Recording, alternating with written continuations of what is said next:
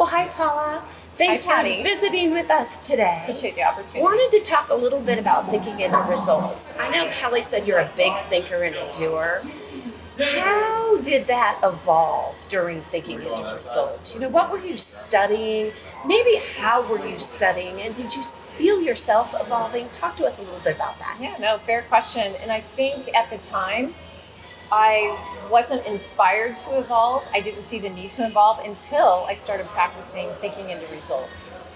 So for me, as a people leader for the past 20 plus years, coaching individuals to how to improve skill sets and competencies for their personal and professional advancement, I wasn't doing that for myself. And I didn't see that until I started practicing the material. So one of the examples is, and we learn early on in the program, is developing goals. And I didn't have any goals. And Robert and Kelly will tell you that 99% of people do not have goals in place to work towards improving and advancing. So I was in that percentile. So as I started to develop goals and really determine what it was that I wanted to strive to do, I became much more inspired through the program and the materials. So a question for you, because I always think it's interesting when we're talking to thinking into results students. As you were becoming more self-aware and studying more, were your goals evolving? Were you starting to think bigger? How'd that process work? Was it evolution to get to your big C goal? Yeah, I don't know as if my goals were evolving in the beginning. I think what was evolving was my mindset. And I found that as I was working towards my goals, I would become stymied. And it was my own self-deprecating prevention of advancing. So I would tell myself all the reasons why I couldn't achieve the goal, as opposed to all the reasons I could achieve the goal. And so it's that process in the journey of learning and thinking into results about the subconscious versus the conscious mindset.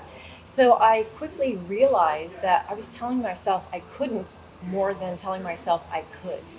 And so learning I needed to change that paradigm shift in myself so that I could evolve to become much more positive and believe that I could truly attain what I set out to achieve.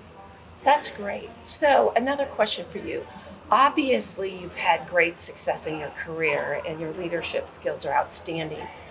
From what you've learned, probably both about yourself and you mentioned the subconscious and mindset in thinking into results. Do you now have more insight on how you interact with your team at work?